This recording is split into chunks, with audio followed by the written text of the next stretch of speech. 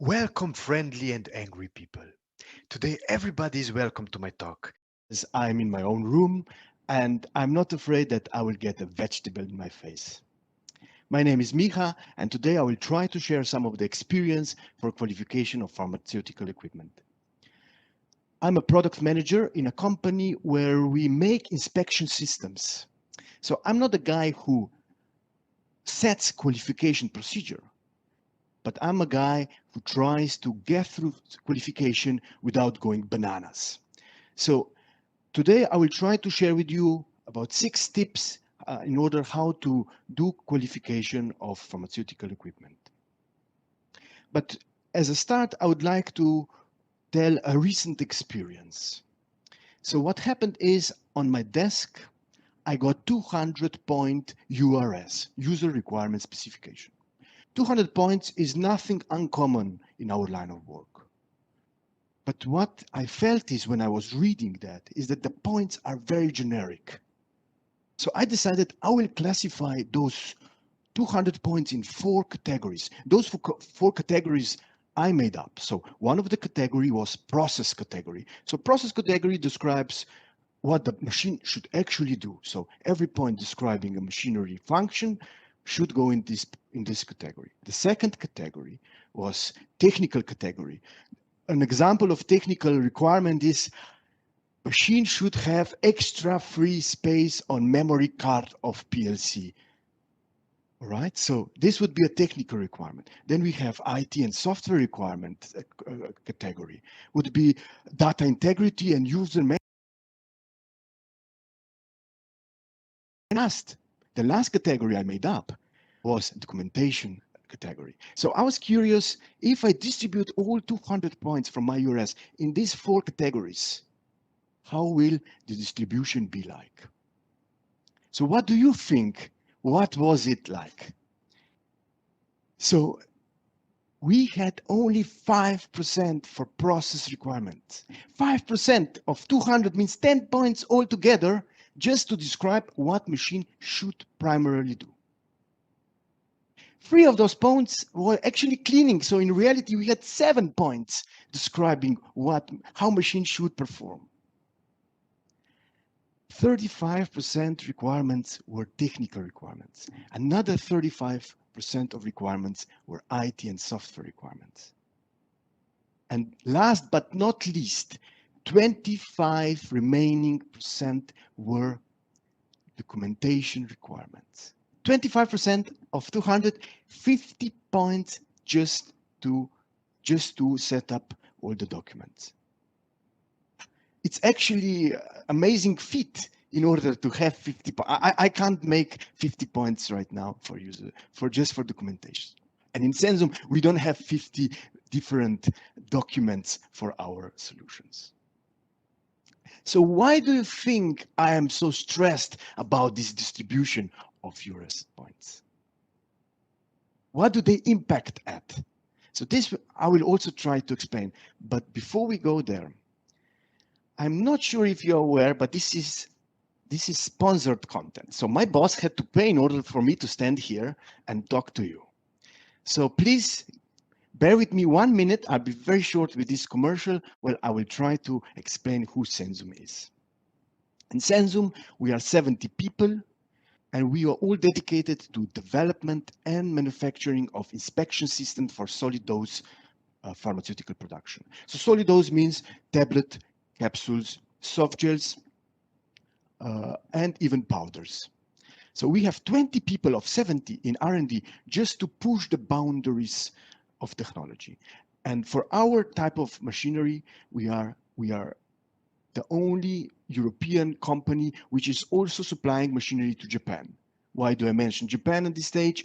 Japan has the highest standards when it comes to visual inspection. So we are very proud in order to be recognized with our technology at that very difficult market. But it's not just that we are present in Japan, we are present globally. We have machinery in China, we have machinery in Malaysia, India, Middle East, more or less every bigger pharmaceutical market in Europe, so every bigger country in Europe, and also Canada and US. So we are really present everywhere. and you should be able to find us. So here, commercial is over. So let's go back where we were. So before we go to discussing why and how to do proper qualification or how to simplify it, first we have to give it a moment what qualification procedure is. So every piece of equipment has its own system category, and based on its system category, it has a specific qualification procedure. So these categories are described in GAMP5 documentation. On the slide, you can see the title of the book, but in general, there are 5 categories for this kind of computerized systems. I'm focusing on computerized systems, as most of machinery in productions are computerized systems. So 5 categories. The first and the second are fairly easy. First one are infrastructure, software products, like operating systems. The second one is even easier. It's obsolete category. So it only exists one day per year, which is on 1st of April. So we will not meet that often. And the third, and the fourth are the interesting categories. The third one is off-the-shelf product, while the category 4 are configured products, are still kind of off-the-shelf, but kind of adjusted and configured for special need of our customer, of the user. The last category of the 5 is, I named it devil category. I would say if you love yourself, don't go down that path. But at the end, these are custom-made products for a very specific problem. So today, we will focus on category 4. Most of the machines in production do fit in category 4, like tablet presses, capsule fillers, blister lines, also our inspection systems are category 4 as they are kind of standard, but still we have to adjust them according to customer needs, requirements, and portfolio of products they have in their production. So how does qualification look for category 4 products? So qualification is described in this VModel. So what's your impression when you see a VModel?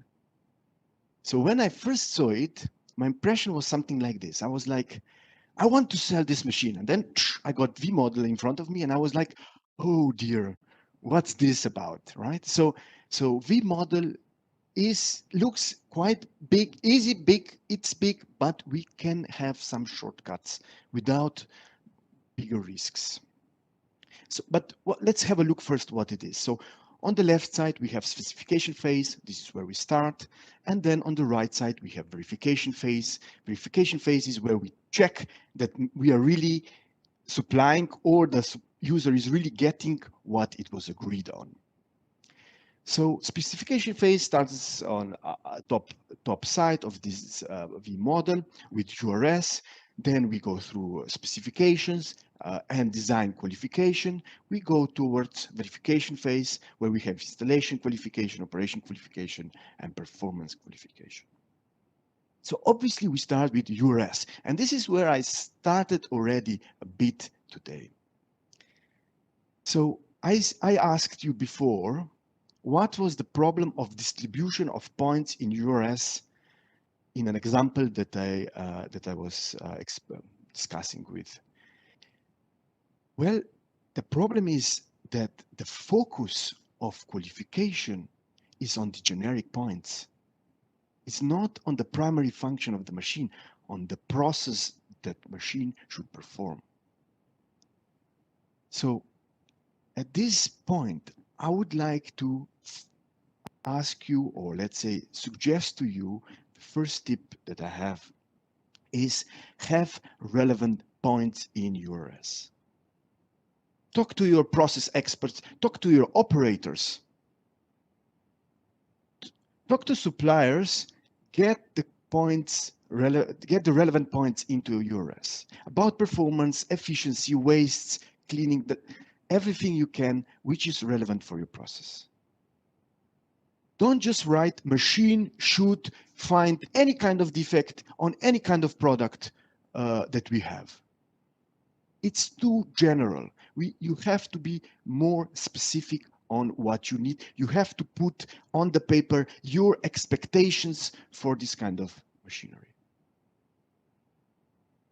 But don't overdo it, right? I got a requirement also not too long ago, is a machine, our machine, which is inspection machine, should find black dots. All right, this is good. Already at least certain type of defect that we have to find in the size of 10 micrometers. Really? 10 micrometers? I'll tell you what 10 micrometers are. 10 micrometers is the size of a human blood cell.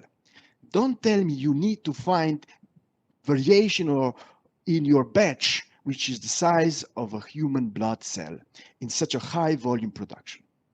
I don't buy it, I don't believe it, and it's not true. So have relevant points, and not just relevant, have them real. So the next thing I also suggest is try to remove overhead in the URS. So the URS that I was reading with 200 points had lots of duplicate points.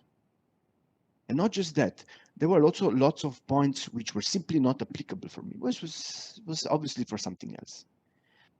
Get them out, as those points will not just waste my time as a supplier, but will also waste your time when you have to evaluate every single URS you get from a supplier. And this is what happens next is you send those, once you have URS, you send it to all the suppliers. So what will I do as a supplier? I will get a URS and will go, oh, I'm happy, right? It's new tender, it's a new project. So I will take the URS, I will comment the URS, I will add the quote, as hopefully I know now what you are expecting. And I will also add a bunch of functional specification documents because I know the customer needs that in the following phases. So all those documents will come back to the user, back to you, but not just from me, from every single supplier. So the comic on the slide is telling two stories. One is we are sad after we stop reading a book because the story is over and we want the story to continue. But in our case, the comic is saying after you get all the feedback from the suppliers, all the documents, all from the suppliers, and you get through them, you'll be in horizontal positioning, as you will be exhausted, you will have no clue what is offered by whom, and you will want a new job. So what can we do about that? I'm not offering a new job, by the way. What can we do in order not to get into position where you want a new job? So this is something I already see very often. So we have URS and there are points described in there. And there is a bit of room for us suppliers to comment each point. This is very nice, but don't just give room for comments. Name that column function specification. Because whatever I reply in there is description of my technology, is already function specification. One more note, often also add the compliant yes, no, so it's easier for you to go through. And if a supplier is not compliant to a certain point, like I was not compliant to 10 micrometers size defects, if I am not compliant or supplier is not compliant or semi-compliant, comment is mandatory. If the comment is missing, burn the comments and tell the supplier to send the comments again. Why? Because these comments are already start of design qualification. You add another column and your approval of the comments or not disapproval is your qualification of the design. So you are already doing design qualification, and we still have only one single document. So we are already very deep in specification phase of qualification, but still we only have one document, so it's kind of very manageable until now. So what happens in this stage? Typically, since you have several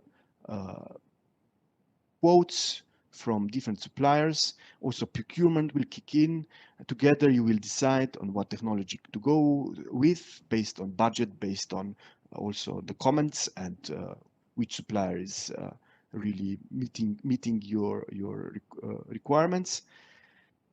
And once you have a decision to go with whom to go, I suggest to go in the second phase of DQ. The second phase of DQ is kind of risk analysis. Unless you have this kind of technology already in the shop, already in your production, this is still online shopping. You have not seen this equipment on your products yet. So it's not mandatory that it will work as it states in the brochure. So we have to do this risk analysis, and based on risks, we have to set our test protocol. So another tip here, when you are doing risk analysis, don't make up risk left and right. Use experience and common sense. Talk again to your experts, talk to the supplier. If you chose a good supplier, they will be transparent. But get relevant risks on the paper. And here I suggest to take a different document. Don't make up a test for every single URS, which point that you have within URS. Just put the risk within your document, list them, and evaluate them. With evaluation, you will get a risk level, and the important risks are obviously the risks with high risk level. Every risk that has a high level needs to be tested during verification phase of qualification. This is the guideline. So here another tip. We have now a list of risks, and we know which risks are critical, risky. Don't make up a new test just to cover that particular risk. My suggestion is, please test functionality, not risks. Let me give you an example. We have inspection systems. So obviously, now our systems, you are using cameras in order to take a picture of a product and then analyze it. We can set up a risk which says, camera is not working. It's okay risk, let's put it down. So don't make up a test, check if camera is working and then a few parameters. Makes no sense, because if camera is not working, nothing is working with the machine. Machine will not perform its primary job, which is sorting defective products from good products. So to a risk named camera is not working, we can actually assign any standard operational test which is actually inspecting the product. So you can just take a very generic test where some products are put on the machine and machine is run, and then and link this operational test to the risk.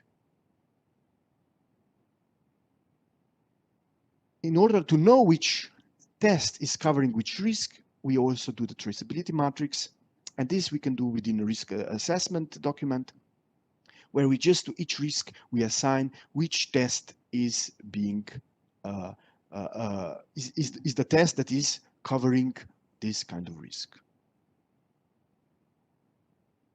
At this point, we can move to the second phase. Supplier gets some time to configure the machine according to requirements, and we're going to verification phase. Now, the first thing before we start verification phase is my friendly suggestion would be approve test protocols in advance with both parties. In our test protocols, we have room to make up tests while, let's say, we are having FIT. We have room, but I disencourage to make up tests if this is not really necessary. Why? I remember one scenario where we made up a test, defined a test, and it was test at the end made little to no sense for actual production. It's like having a machine, putting it upside down on the head and trying it, does it still work? And then at the end, discussing the result, what the result means for us and for the final user. Tests which are made up hastily are often rubbishly or let's say are rubbish when it comes from definition and just are big time sink and prove nothing. This is often can be the case. So if test protocols are approved in advance and both parties are aware that everything is really checked fully, then this kind of time sinks can be avoided during FIT and SITs. The comic, what it says is, please do not forget during qualification phase, supplier and end user should be partners, not enemies, right? So you should be working toward a common goal to get the machine into the level that will perform the job which was agreed on. Now, here I would like to point out one more time the VModel. We have installation qualification, we have operation qualification, and both are done twice. Once, first time during FIT, while machine is still at the supplier, and the second time during SIT, site acceptance tests, where machine is already placed into the production environment. So if you do each test twice, maybe you can see already here a bit of possibility for improvement. So my next tip is actually for FIT, and I named it be hands-on. And this means two things. Be hands-on. First one means that, as I mentioned before, try to focus on the relevant tests. So during IQ, OQ, these protocols are often full of different tests. Our template has, I think, like 150 pages, right? So plenty of tests within those documents. So for FIT, I often like to skip some tests. Like I cross it out and I say, this is not risky, and we will only test it during SAT. So it only will be tested once. My goal to do that is to get to operational tests as soon as possible. I want to run the machine as much as possible on my customers' products, as if we find deviation on a operational level, this is still easier to manage while the machine is within our factory, as later on once machines is already installed in production. So I want to test machine as much as possible during FIT and avoid documentation tests or unnecessary generic tests. Of course, you still have to do the safety tests. Those I agree that are important before we start the machine. Now this is the first thing. The second one is, let me give you an example how we often do tests. So I have a test, and the test said we have to test something, right?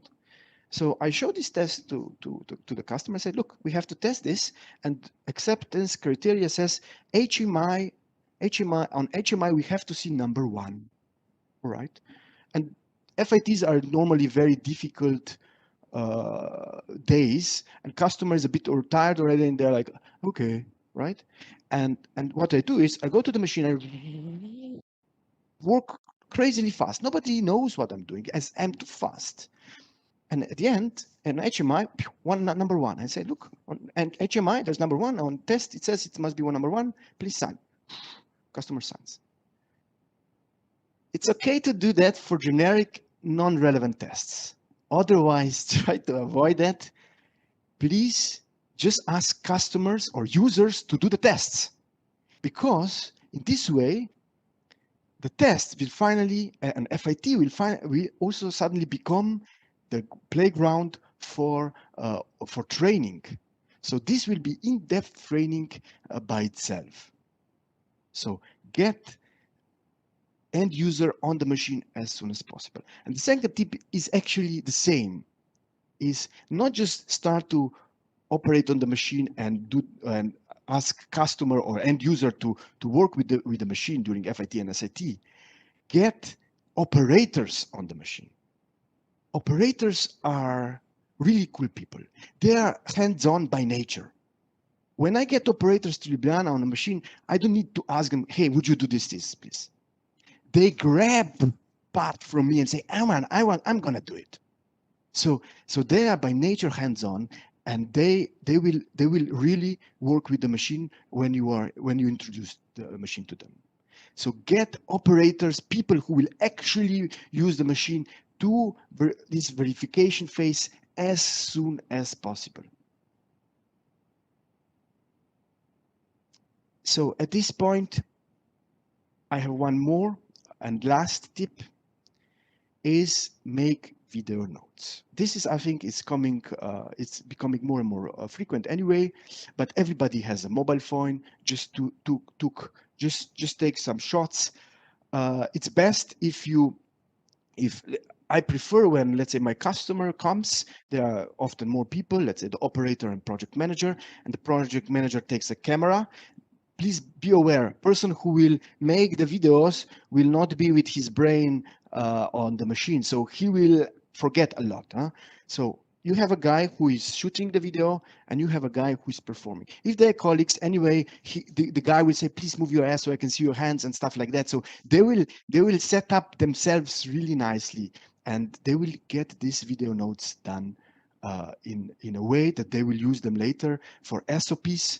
For next step is a performance qualification. You need to have SOPs already made. So this kind of documentation can help make you SOPs and internal instructions. Also, I think it's very natural in order to have video documentation. As we are children of television, today the youth, everybody, including me, is watching YouTubes. There's Twitch TV, TikToks, and so on. So visual information is something we are used to, and it makes a lot of sense to focus on this as well. So I think my time will be over actually in 2 minutes. So I would like to make just a wrap up of what we discussed. At the beginning, I said we have to go through qualification. Typically, first we have specification phase, and second part we have verification phase. And I suggested please have relevant points in URS. As those points will guide us, then even during risk analysis and test setup will guide us in what to expect during verification phase. Also, try to start your design qualification immediately with URS. This was the second tip, where we combine documents into one document in order to have a better view and less papers. My suggestion for risks was don't overdo with risks and test functionality. Don't test necessarily each risk. If possible, try to test functionality and indirectly address risk with that function test. The fourth tip we have was agree on scope of testing in advance, as we want to avoid too much discussion during FITs and SATs, as time is really valuable at that time. FIT, for example, is the time when user is introduced with the technology for the first time. So we should really focus on running the machine, testing the machine, and not discussing new ideas on how we can test that. Fifth tip we have is be hands-on during verification. Get your operators on the machine as soon as possible and really put focus on operational tests, especially during FIT and SAT. Anyway, everything is tested, but FIT, don't spend too much time checking if every electrical component has the right engraving, right sticker, and so on. Really focus, start the machine, test risk, test safety stuff, and go forward with operational tests as soon as possible. The last tip was also then help yourself with videos, as video documentation is becoming more and more common in this last years. So as As a last, I would like to introduce, to invite you to our digital booth. We also have some templates to share, like a user requirement template, risk assessment template. So please ask us there and let me know if I wasted your time or there was actually something smart that I had to say. Thank you very much. See you shortly.